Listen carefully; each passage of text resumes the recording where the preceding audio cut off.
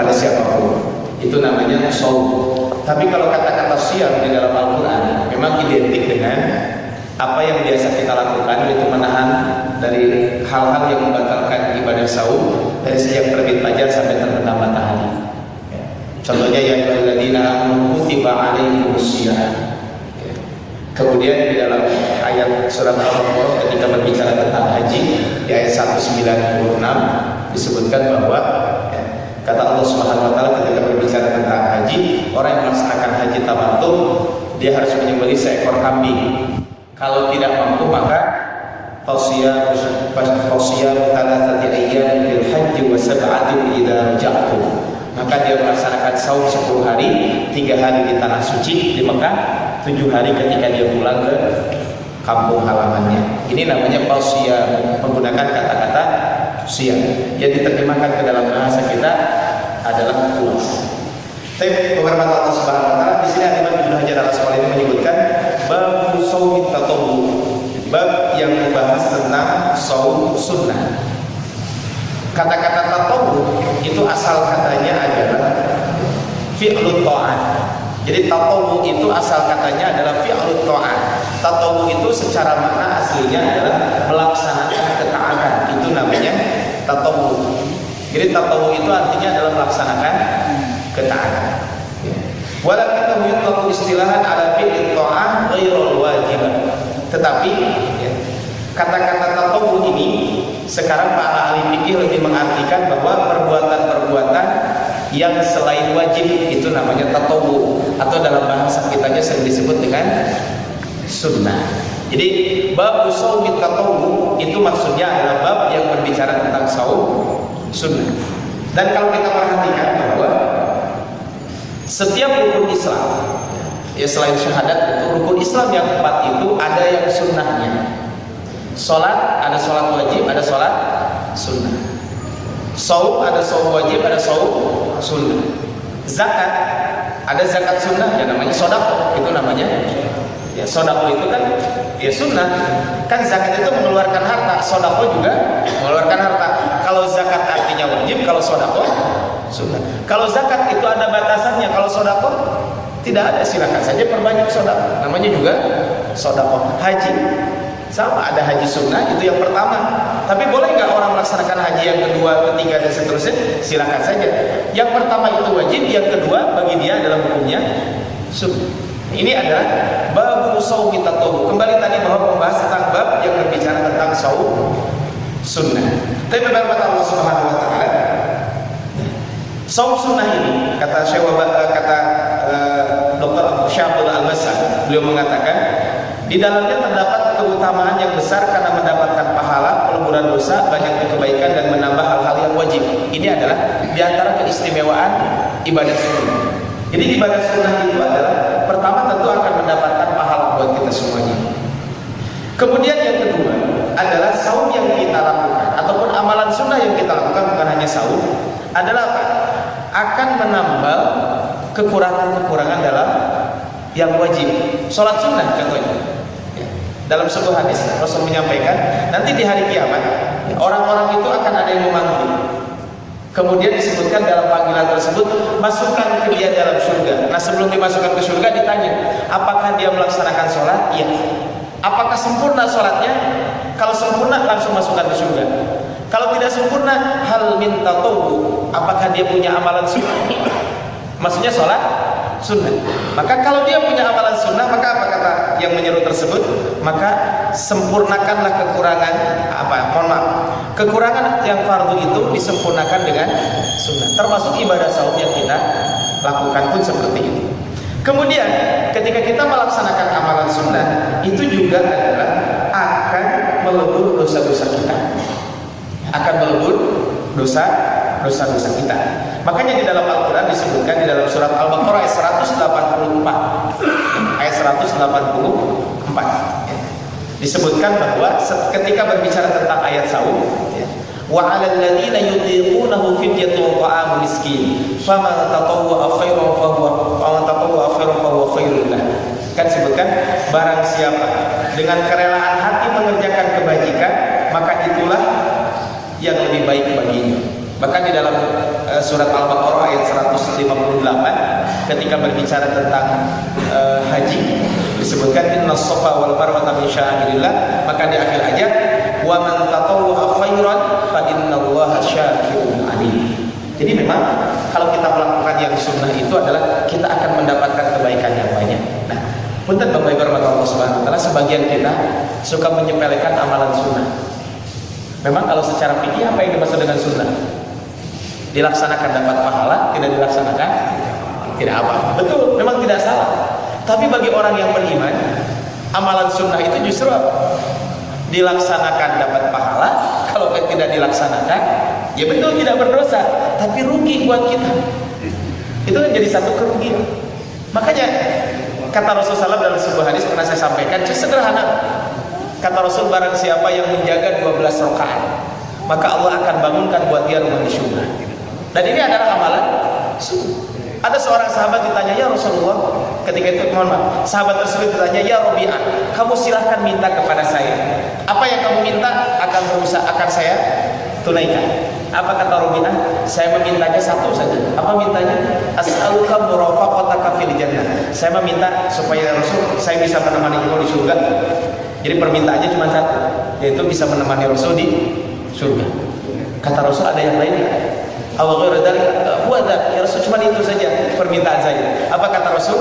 Fa'inni ala nafsika bikathratis sujud. Tolong saya supaya kamu memperbanyak sujud. Artinya memperbanyak sholat sunnah. Jadi memang kalau kita berbicara tentang amalan sunnah, betul secara fikih dilaksanakan dapat pahala, tidak dilaksanakan tidak apa-apa. Itu makna secara fikih. Tapi sayang buat kita, amalan sunnah itu adalah dilaksanakan ya tentu dapat pahala buat kita.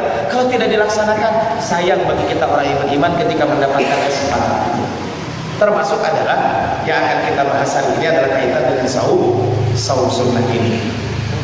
Tapi firman Allah Subhanahu wa taala, dan kata Imam Ahmad, ibadah saum itu merupakan ibadah sunnah yang paling utama karena dia sulit untuk dimasuki dengan riya.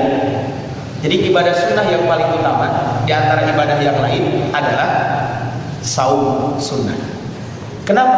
Karena saum sunnah ini kemungkinan kecil kita terkena riya. Karena Rasul pernah menyampaikan dalam sebuah hadis, kullu amal ibni adam lahu al-hasanatu bi asyri amsalha ila sab'i mi'ati dhikrin. Setiap amal perbuatan Bani Adam itu untuknya satu kebaikan dibalas dengan 10 kali lipat sampai 700 kali lipat. Qala Allah azza wa jalla, Allah berfirman, illa shaum, kecuali ibadah saum. Fa innahu li, karena ibadah saum itu adalah untukku, wa ana ajzi'u bihi, dan aku yang akan membalasnya. Yada'u ta'amahu wa syahwatahu min ajli, mereka meninggalkan makan, minum dan syahwatnya karena untukku. Sehingga kata Syekh Abdullah Al-Qassam ketika menjelaskan hadis ini, Allah Subhanahu wa taala mengkhususkan dirinya dengan puasa di samping semua amal ibadah dalam rangka untuk menyanjung, memuliakan dan mengagungkan. Kemudian Allah mengikutinya dengan balasan kepada orang yang melakukannya tanpa ada bilangan jumlah dan perhitungan. Hal itu karena puasa merupakan rahasia antara Allah dengan hambanya yang tidak diketahui oleh selain Allah Subhanahu wa taala. Makanya kalau ibadah saum kan tidak ada yang tahu. Bapak Ibu, jangankan orang lain, istri saja mungkin nggak tahu kalau kita melaksanakan ibadah saum. Mungkin sangat mungkin. Dulu ada seorang ulama disebutkan, kata Syekh Majid Abdul Furaiz di dalam bukunya Ar-Raghib dulu sekitar dia wadab, kata beliau ketika membahas tentang ikhlas, ada seorang suami istrinya itu nggak tahu puluhan tahun kalau suaminya itu saum. Gimana tidak tahu? Jadi kalau dia berangkat kerja mungkin dibekelin. Jadi kalau bapak-bapak bawa bekal dari rumah tuh zaman dulu juga ada. Jadi dibekelin, kan biasa pakai, kalau sekarang pakai misting banyak apa pakai Tupperware atau apa, dibekelin makanan. Dari rumah dibawa makanan itu. Kemudian apa? Sampai di perjalanan, maka makanan bekal itu dikasihkan kepada orang yang di pinggir jalan yang membutuhkan. Kemudian di kantornya, supaya bisa menjaga bahwa dia seolah-olah tidak saum, maka bibirnya itu pagi-pagi itu dilumuri pakai minyak zaitun sehingga tidak kelihatan kering. Dia pulang ke rumah, suami istrinya dikira beliau sedang melaksanakan ibadah saum. Makanya kata Imam Ahmad, ibadah sunnah yang paling istimewa itu adalah melaksanakan saum. Kalau sholat memang yang paling utama adalah sholat tahajud. Kenapa sholat tahajud atau sholat malam itu lebih utama dibanding sholat lain? karena kemungkinan besar kita akan ikhlas itu kemungkinan besar di sholat tahajud tersebut. Ini adalah kaitan dengan mukadimah, kaitan dengan saum sunnah ini. Kemudian Imam Ibnu Hajar Al-Asqalani menyebutkan setelah babu saumi tatawwu wa ma nuhiya an saumihi, kemudian beliau juga membahas tentang saum yang dilarang. Nanti kita lihat apa saja saum yang dilarang tersebut. Tapi kita baca hadisnya satu persatu. Bismillahirrahmanirrahim. Qala al-muallif rahimahullah, penulis buku ini Imam Ibnu Hajar Al-Asqalani mengatakan babu saumi tatawwu wa ma nuhiya an saumihi. Bab yang membahas tentang saum sunnah dan saum yang dilarang.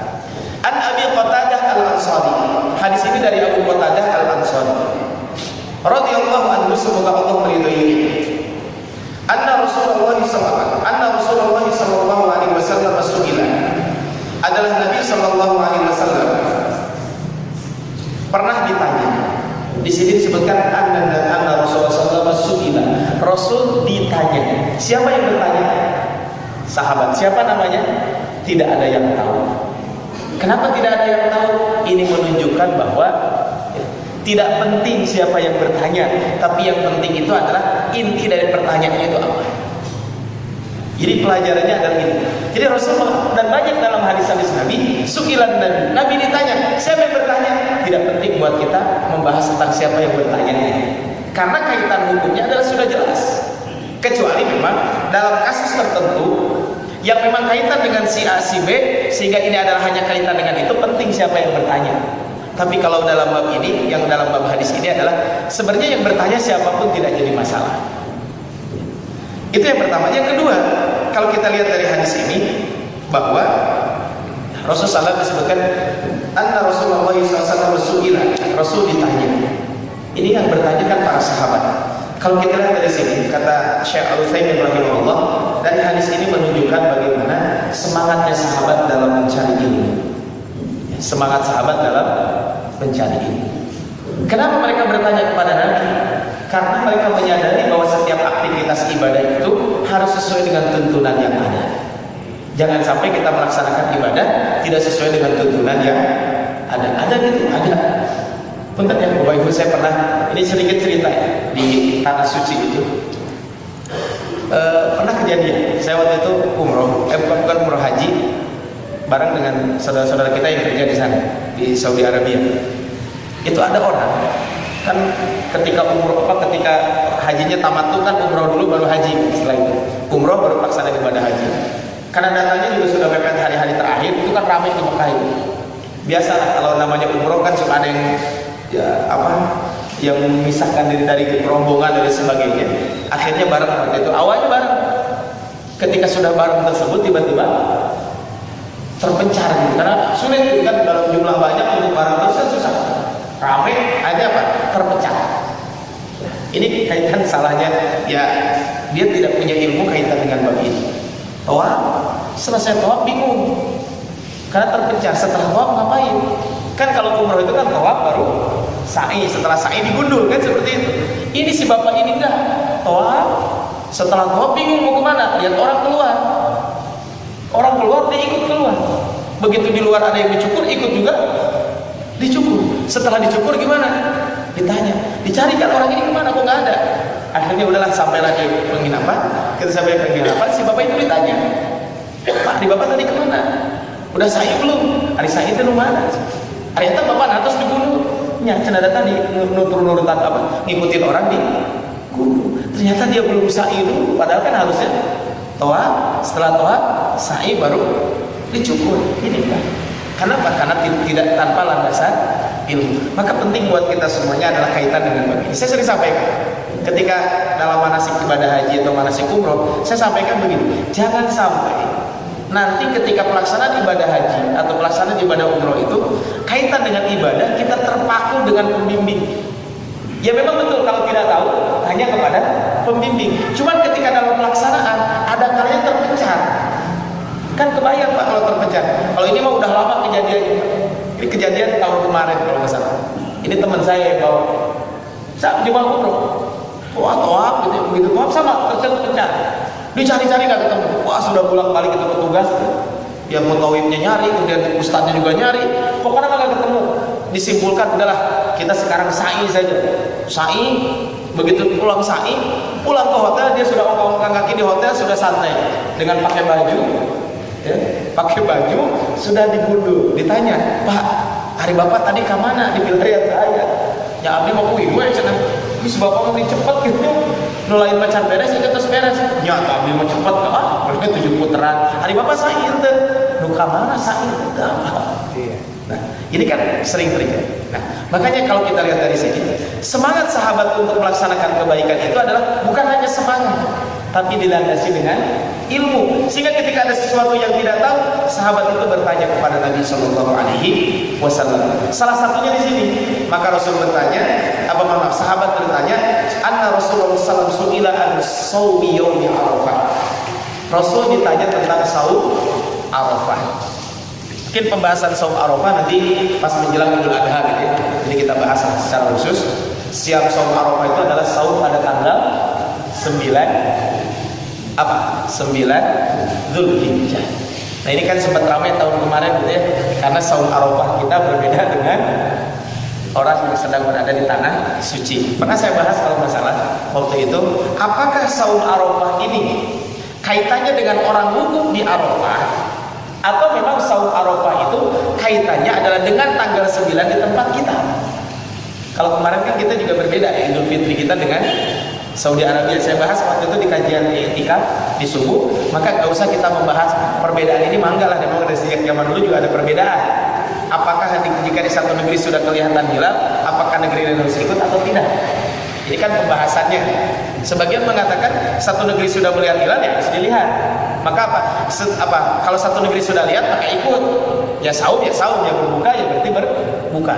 Kemudian kalau di satu negeri sudah kelihatan hilal, ya tadi harus ikut. Sehingga kemarin ada sebagian saudara-saudara kita juga yang ikut lebarnya ikut Saudi Arabia, ya silahkan.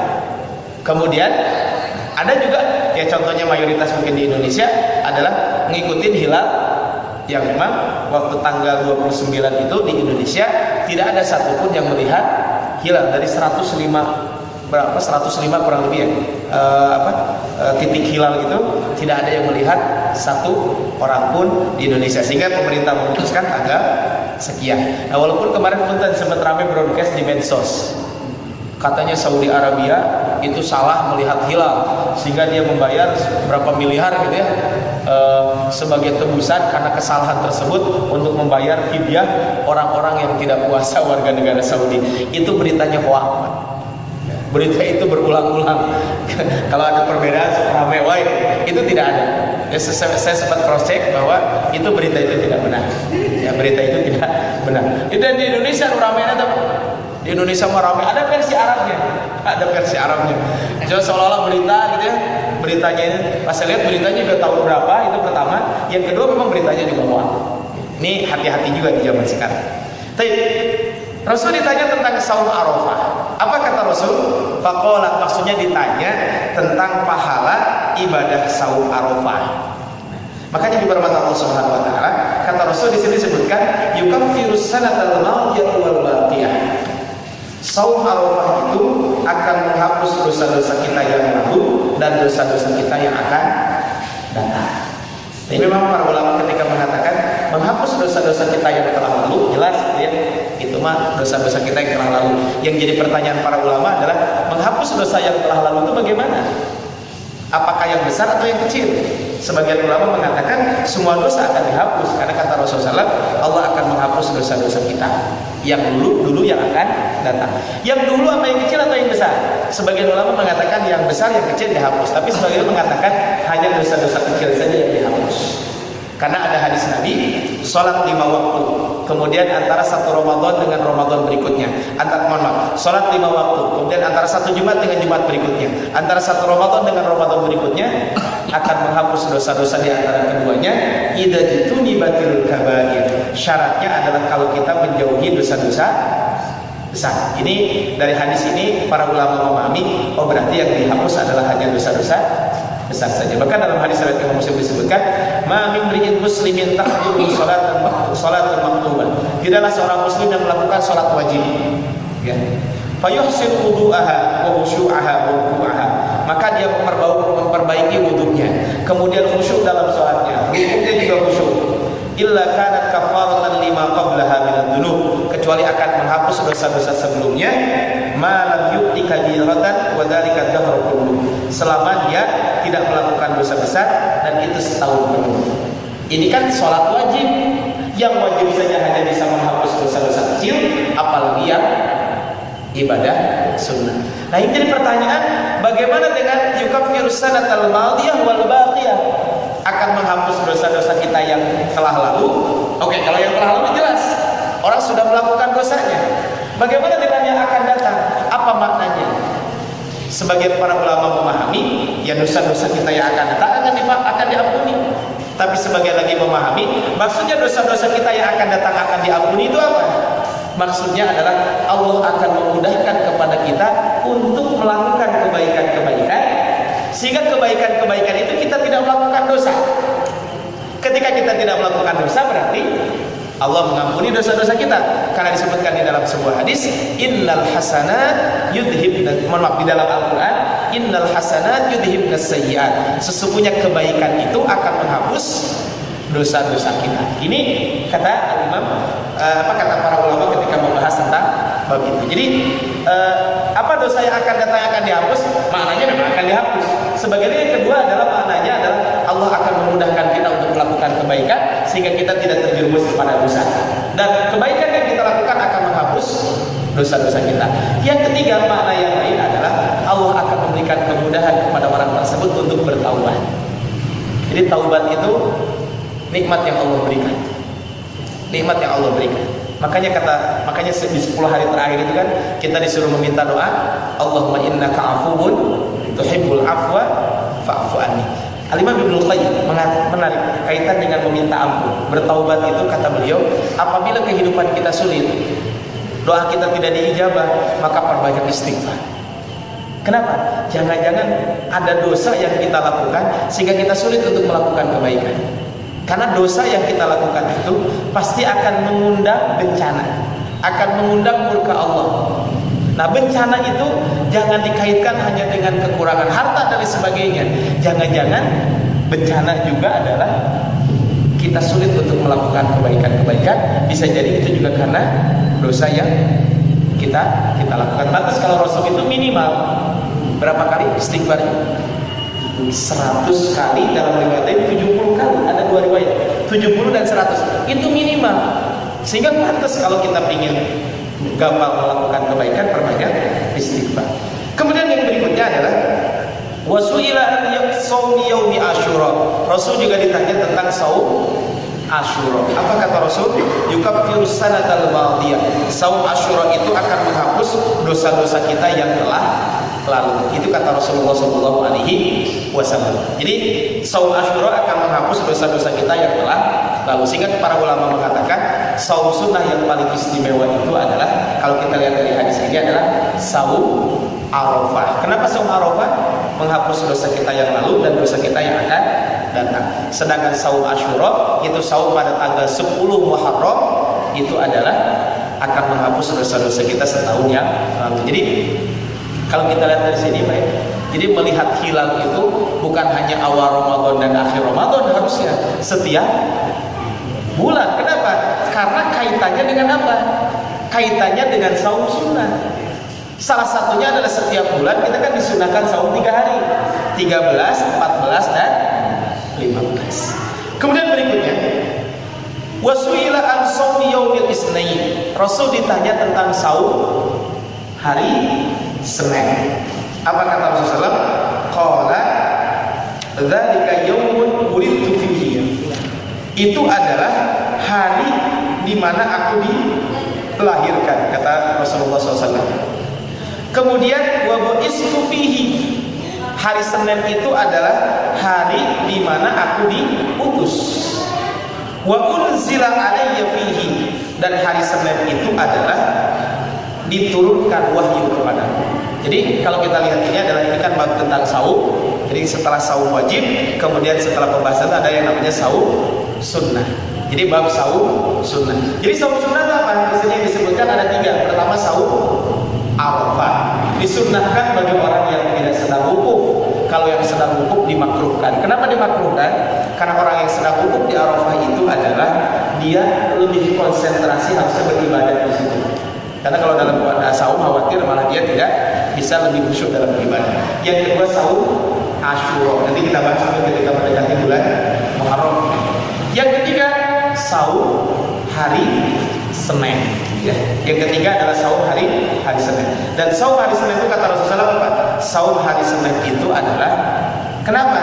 Karena hari itu adalah aku dilahirkan. Yang kedua, hari itu adalah aku diutus oleh Allah Subhanahu wa taala. Wa unzila alayya fihi, dan di hari Senin juga ya. Di hari Senin juga dan aku diturunkan Al-Qur'an kepadaku. Nah, firman Allah Subhanahu wa taala, kalau kita membahas tentang kapan sih turunnya Al-Qur'an itu? Kalau kita membahas tentang turunnya Al-Qur'an itu kapan? Kan para ulama mengatakan Al-Quran itu turun di kita tanggal berapa? Yang masyhur di kita 17 Ramadan. Kalau ditanya dalilnya di mana? Dalilnya di mana? Di buku SD kelas sabaraha. Dan dari dulu kita tahunya itu gitu. Coba lihat di dalam Al-Quran. Syahrul Ramadan alladzi unzila fihi Al-Quran. Bulan Ramadan adalah bulan diturunkannya. Ada tanggalnya? Enggak. Itu di bulan Ramadan. Yang kedua, surat Al-Qadar. Inna anzalnahu fi lailatul qadar. Sesungguhnya kami menurunkan Al-Quran pada malam Lailatul. Hari malam Lailatul Qadar tanggal berapa? Kemungkinan besar 10 hari terakhir kan? 10 hari terakhir. Artinya malam Lailatul Qadar 10 hari terakhir. Karena kata Rasul, taharru Lailatul Qadri fil ashril awakhir. Carilah Lailatul Qadar di 10 hari terakhir. Yang kedua, kata Rasul, taharru Lailatul Qadri fil ashril awakhir wa fil awtad, di hari-hari ganjil. Hari tanggal 17 10 hari terakhir ganjil, sebenarnya ganjil 10 hari terakhir bukan. Nah. Yang ketiga adalah lihat di dalam Al-Qur'an, di dalam surat Al-Dukhan ayat keempat, inna anzalnahu fi lailatin mubarakah. Sungguh kami telah menurunkan Al-Quran di malam yang penuh dengan keberkahan. Nah, para ulama mengatakan malam penuh dengan keberkahan itu adalah malam Lailatul Qadar. Jadi kalau begitu, nah jadi tanggal 17 Ramadan kita turun Al-Quran kan? Tapi sekarang kita bahas dulu. Karena ini kaitan dengan di sini. Aku diutus dan Al-Quran diturunkan kepada aku. Itu di hari Senin. Dan para ulama mengatakan Al-Quran turun kepada Nabi itu dua tahap. Pertama adalah turun dari Lauhil Mahfuz ke Baitul Izzah, ke langit dunia. Ini disampaikan oleh Abdullah bin Abbas bahwa Al-Quran turun kepada Nabi dengan dua cara. Maksudnya apa? Dengan dua kali.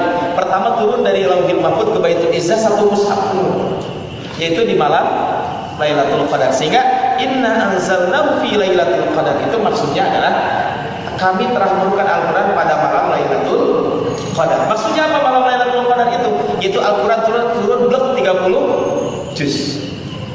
Kemudian kata Abdullah bin Abbas, setelah itu diturunkan kepada Nabi dengan berangsur-angsur, sebagaimana disebutkan di dalam surat Al-Isra, ya. Disebutkan di dalam surat Al-Isra Al-Quran turun kepada Nabi itu dengan berangsur-angsur. Yang jadi pertanyaan adalah tadi kan Al-Quran turun pada malam Lailatul Qadar. Itu bukan rahasia kapan waktunya. Terus kenapa di kita jadi tanggal 17 Ramadan? Nah, dari mana dalilnya? Saya bukan mempermasalahkan, enggak. Memang dibahas dalam buku-buku tafsir. Di dalam buku-buku ulumul Quran dibahas. Kapan sih sebenarnya turun Al-Quran pertama kali kepada Nabi itu? Yaitu surat Al-Alaq, Iqra bismi rabbikal ladzi khalaq. Itu kapan? Nah, para ulama memang tidak sepakat kapan turunnya Al-Quran kepada Nabi pertama kali. Ada yang mengatakan Al-Quran itu turun kepada Rasulullah SAW itu pada tanggal 7 Ramadan. Ada yang mengatakan pada tanggal 17 Ramadan. Ada yang mengatakan tanggal 21 Ramadan. Ada yang mengatakan tanggal 24 Ramadan. Ada riwayat memang tanggal 24 Ramadan. Ada yang mengatakan tanggal 21 Ramadan. Nah, yang mengatakan tanggal 21 Ramadan itu adalah salah satunya adalah Syekh Sofiyur Rahman Al-Mubarakfuri. Kenapa beliau mengatakan tanggal 21 Ramadan? Karena beliau mengatakan inna anzalnahu fi lailatul qadar. Sungguh kami telah menurunkan Al-Qur'an pada malam Lailatul Qadar. Hari malam Lailatul Qadar kapan terjadi? Kemungkinan di 10 hari terakhir. Kemudian di hari-hari ganjil. Nah, kemudian tadi hadis yang kita bahas hari ini. Kenapa Rasul saum hari Senin? Karena aku diutus dan Al-Qur'an diturunkan, dihitung oleh beliau. Malam ganjil di 10 hari terakhir ketika turun Al-Quran itu kira-kira kapan? Maka dihitung-hitung oleh Syekh Sofir Rahman Al-Mubarakfuri kurang lebih adalah tanggal 21 Ramadan. Ini kata Sofir Rahman Al-Mubarakfuri. Nah, terus hari tanggal 17 Ramadan di mana dalilnya ya tadi? Para ulama mengatakan ini disebutkan di dalam surat Al-Anfal ayat ke-41. Surat Al-Anfal ayat 41 menyebutkan begini. Kan di awal juz ke-10, "Wa ma anzalna 'ala 'abdina yaumal furqan yaumal taqal jam'an." Dan tidaklah kami turun apa? "Wa ma anzalna 'ala 'abdina," dan apa-apa yang kami turunkan kepada hamba kami yaumal furqan, yaitu hari al-furqan, yaumal taqal jam'an, hari bertemunya dua pasukan. Hari bertemunya dua pasukan. Nah, para mufassirin mengatakan Yaumal Furqan maksudnya adalah hari terjadinya perang Badar. Kenapa hari perang Badar disebutkan Yaumal Furqan? Karena di hari itu membedakan antara hak dengan batil, namanya Al-Furqan. Sebagian lagi memahami Yaumal Furqan di sini adalah hari diturunkannya Al-Qur'an. Yaumal Taqal Jam'an, yaitu hari bertemunya dua pasukan, yaitu ketika perang Badar. Perang Badar itu terjadi pada tanggal 17 Ramadan. Sehingga disinilah disimpulkan bahwa bukan berarti perang turun Al-Quran pada ketika terjadi perang Badar. Enggak. Maksudnya apa? Kan ini perang Badar kan terjadi tahun 2 Hijriah. Berarti sekitar 15 tahun sebelum perang Badar itu diturunkan Al-Quran. Harinya mirip seperti terjadinya perang Badar. Nah, ini saya bukan mengatakan jadi masalah, enggak gitu ya. Biar clear juga masalah ini. Jangan sampai diperdebatkan di kita ramai salah 17 salah gitu ya. Ya berarti yang mengatakan salah, ya saya juga tidak akan menyalahkan. Berarti menurut dia bukan tanggal 17. Tapi kita harus sampaikan, para ulama tidak sepakat kapan itu waktunya turun Al-Qur'an. Dan bagi kita itu penting banyak. Artinya tidak penting itu bukan berarti menyepelekan, enggak. Dan bagi kita tugasnya adalah bukan mengetahui tanggalnya, tapi bagi kita adalah kewajibannya bukan bab tanggal, tapi babnya adalah bab bagaimana kita mengimplementasikan isi-isi Al-Quran itu apa. Sebenarnya itulah lebih kepada kita semuanya kaitan dengan ini. Tapi ini Pak, 3 saum ini. Jadi saum Senin. Kalau saum Kamis dari mana dalilnya? Kan di sini cuma disebutkan saum Senin saja. Kalau saum Kamis memang ada hadis lain. Tu'radul a'malu yaumal Isnin wal Khamis. Alasan lain Rasul saum hari Senin itu adalah karena amal-amal perbuatan itu diperlihatkan setiap hari Senin wal Khamis dan hari Kamis. Fa'uhibbu an yu'radu amali wa ana shaim. Dan aku sangat senang ketika amalku diperlihatkan aku dalam keadaan saum. Tapi tolong jangan dijadikan dalil gitu kan, tadi hari dilahirkanku sehingga nanti ulang tahun teh aya cenah dalilna. Di mana eta Nabi cenah poe setiap minggu puasa hari Senin. Itu bukan dalil untuk ulang tahun gitu ya. Namun mau ulang bulan teh ulang tahun malila teuing gitu ya. Ulang bulan, ulang minggu gitu ya. Seperti itu. Jadi kita masuk heboh bab kita itu. Tapi yang berikutnya adalah akan kita bahas hari ini kaitan dengan memang saum yang paling dekat dengan kita. Saum yang paling dekat dengan kita semuanya adalah saum apa? Saum yang paling dekat dengan kita sekarang adalah saum Syawal. Kita akan bahas karena ini ramai di medsos katanya. Dia teh saum teh mana heula, Syawal atau qada heula gitu. Saya akan bahas di sini kaitan dengan ini. Hadisnya jelas hadis sahih riwayat Imam Muslim. Artinya para ulama sepakat kesahihan hadis ini. An Abi Ayyub Al-Ansari. Hadisnya dari Abu Ayyub Al-Ansari. Kemudian apa kata Abu Ayyub Al-Ansari? Bahwa beliau berkata, qala Rasulullah sallallahu alaihi wasallam. Rasulullah SAW bersabda, "Man shoma Ramadhana," siapa yang saum bulan Ramadan. Kemudian setelah itu summa atba'ahu sittan min Syawal. Kemudian mengikutinya dengan saum 6 hari di bulan Syawal. Kana kasiyamid dahri, maka pahalanya seperti saum setahun penuh. Hadis riwayat Imam Muslim. Baik, hadis ini sepakat kesahihannya. Kaitan dengan hadis ini sekali adalah para ulama sepakat kaitan dengan kesahihan hadis ini. Sehingga sunnah saum pada 6 hari di bulan Syawal itu adalah sesuai dengan hadis ini, hadis riwayat Imam Muslim. Kemudian juga Imam Ahmad juga meriwayatkan kaitan dengan bab ini. Imam Abu Dawud juga ada riwayatnya. Imam At-Tirmidzi juga ada riwayat dari 3 sisi sehingga dikatakan bahwa ia adalah mutawatir. Hal ini bahwa Ad-Dimyati mengumpulkan jalur-jalur hadis tersebut lalu disandarkan oleh 20 lebih perawi, kebanyakan mereka hafidz dan thiqah. Artinya berarti hadis ini adalah bukan hadis ahad yang hanya satu jalur periwayatannya, enggak. Hadis ini adalah mutawatir. Bahkan tadi kata Imam Ad-Dimyati mengatakan jalur perawinya itu adalah kurang lebih ada 20 jalur perawi. Yang mungkin ada sedikit perbedaan redaksi tapi maknanya adalah sama. Kemudian saum 6 hari di bulan Syawal ini ya, disunnahkan menurut pendapat ulama salaf dan khalaf. Jadi ulama salaf dan ulama khalaf mengatakan bahwa saum 6 hari di bulan Syawal ini adalah saumnya ini adalah betul-betul disunnahkan oleh Rasulullah SAW. Ya. Ini pendapat 3 imam, Imam Abu Hanifah, Imam Syafi'i dan Imam Ahmad. Imam Abu Hanifah, Imam Syafi'i dan Imam Ahmad. Walaupun dalam perkataannya Imam Malik memakruhkan saum 6 hari di bulan Syawal ini. Kenapa Imam Malik memakruhkan? Karena hukumnya kata Imam Malik ini adalah makruh. Kenapa? Karena kata beliau supaya kalangan umum tidak menyangka bahwa hukumnya wajib karena dekat dengan saum Ramadan. Jadi hanya itu saja sebenarnya Imam Malik. Walaupun kata Syekh Abdullah Al-Bassam beliau mengatakan ini merupakan argumen yang sangat lemah dalam menghadapi sunnah yang sahih dan jelas.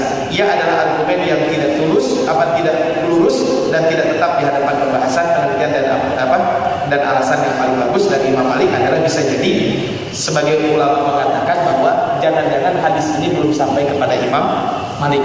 Ya, jadi bukan Imam Malik mengatakan ini jadi makruh karena hadisnya riwayat Imam Muslim, enggak. Karena Imam Malik dengan Imam Muslim duluan siapa? Duluan Imam Malik.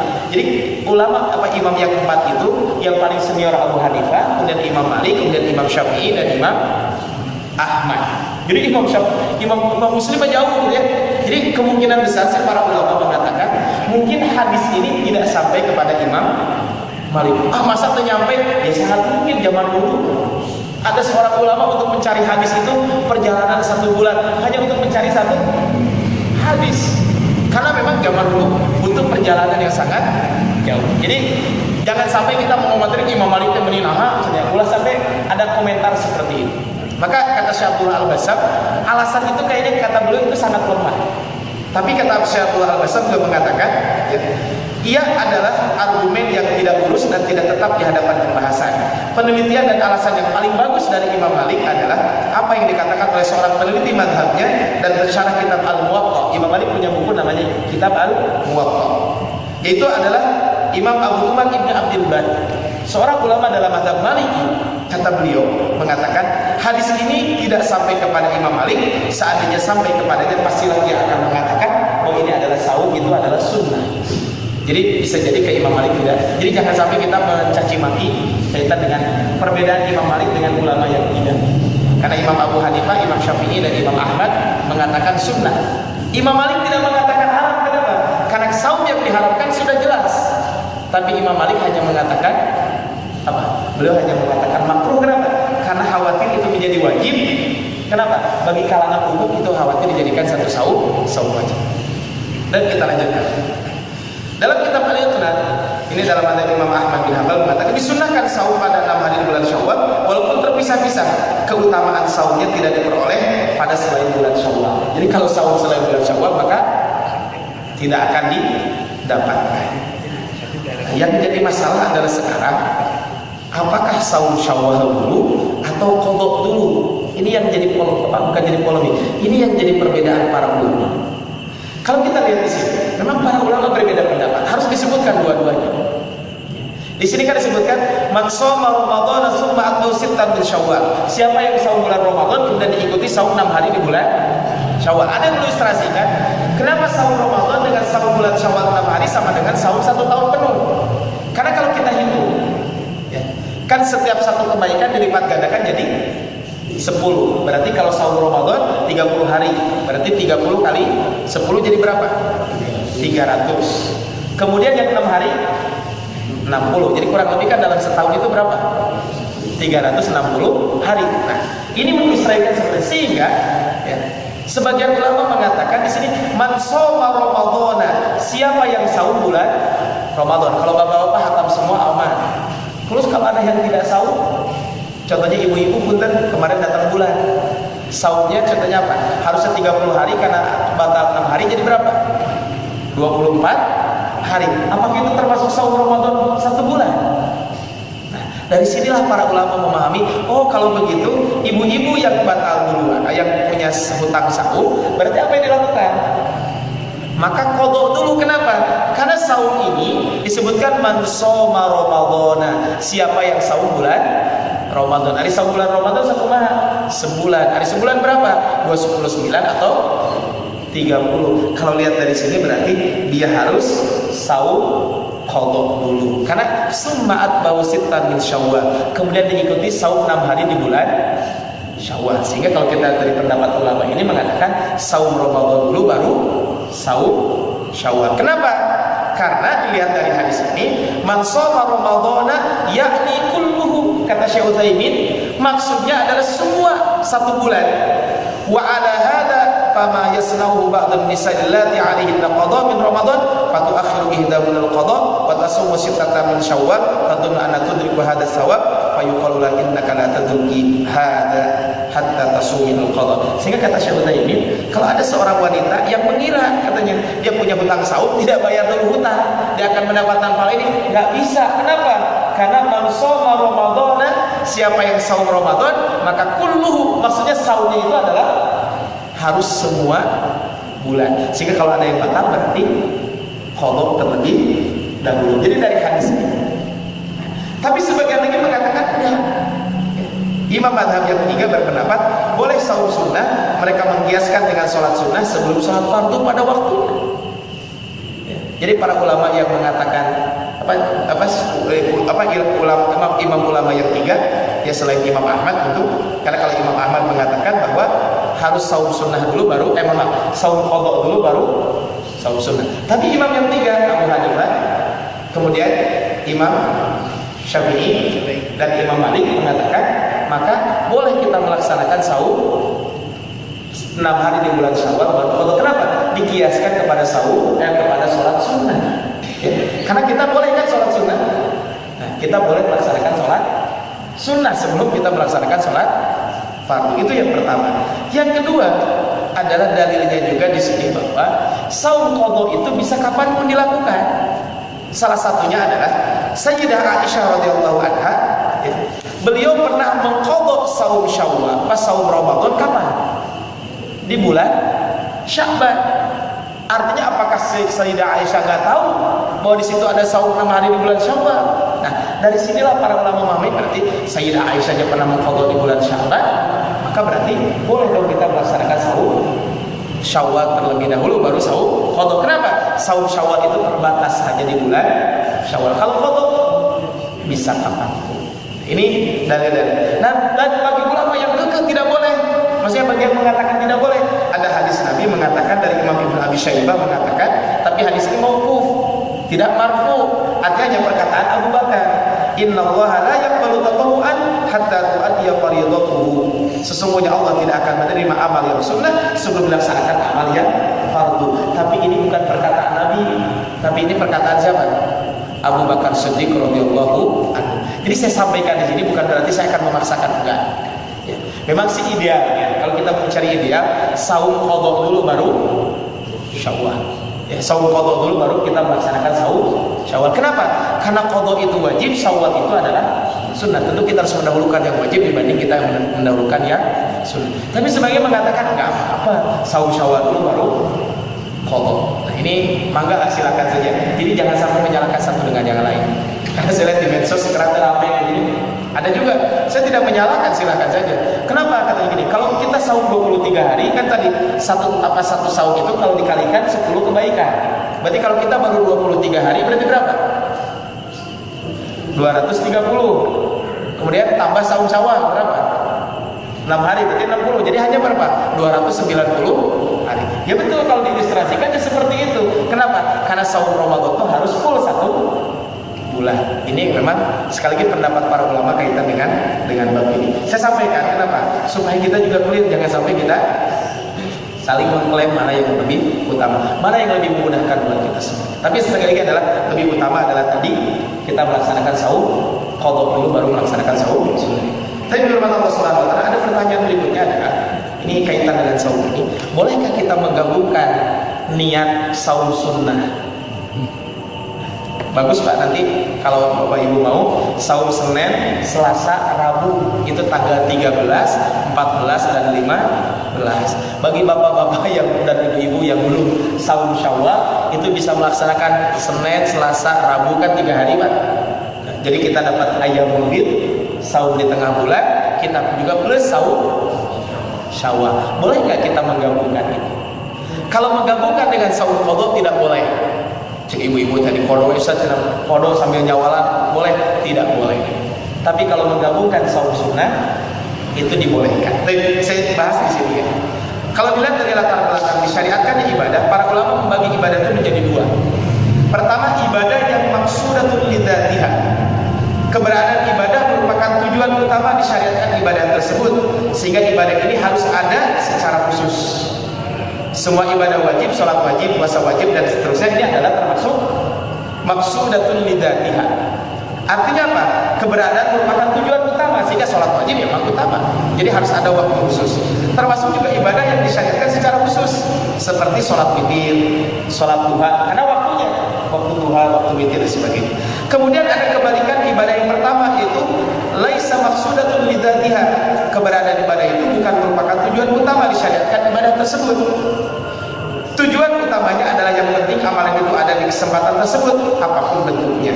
Salah satu-satunya cara untuk mengetahui apakah ini ibadah lidzatiha atau laisa maksudan lidzatiha adalah dengan memahami latar belakang daripada ibadah tersebut. Kemudian berikutnya adalah bagaimana dengan menggabungkan dua niat.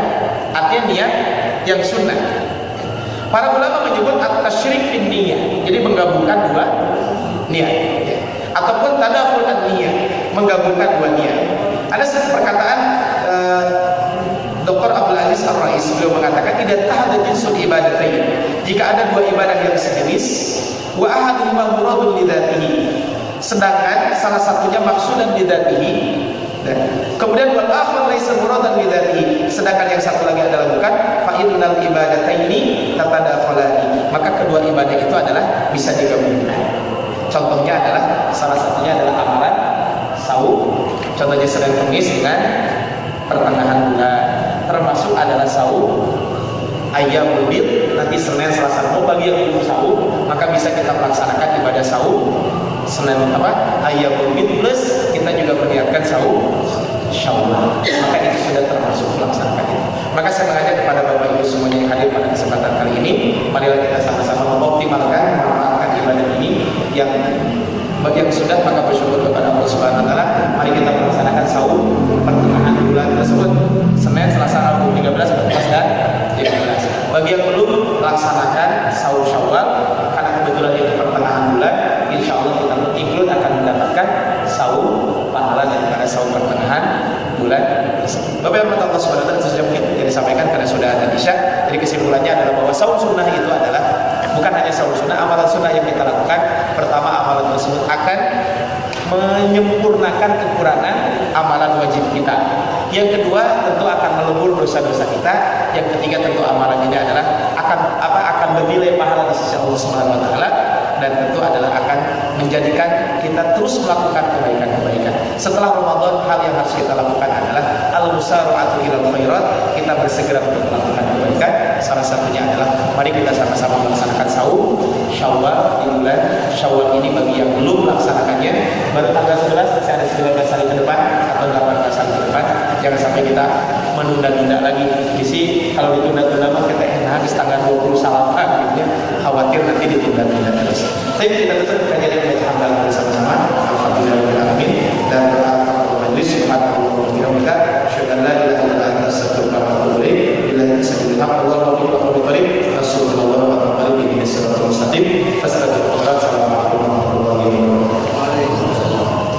An Ibni Abbas Royatu sallallahu alaihi wasallam saudah waliwa'uhu abyad. Sesungguhnya bendera Rasulullah sallallahu alaihi wasallam itu warnanya putih dan panjinya berwarna hitam. Dalam kemudian hadis yang lain dikatakan maktubun alaih la ilaha illallah Muhammadur Rasulullah.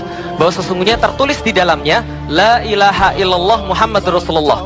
Kalimat yang antum-antum itu semua hidup dengan itu, kalimat yang antum-antum semua ingin mati dengan itu, dan kalimat yang antum-antum semua pengen hidup lagi dengan itu. Dalam hati kibarkan tinggi-tinggi la ilaha illallah, la ilaha illallah, la ilaha illallah Muhammadur Rasulullah. Dengan bendera suci bersama panji Nabi, ayo jaga NKRI dari para pembenci. La ilaha illallah, la ilaha illallah, la ilaha illallah Muhammadur Rasulullah. Allah Allahu Akbar, Allah Allahu Akbar, Allah Allahu Akbar, Allahu Akbar walillahil hamd. La ilaha illallah.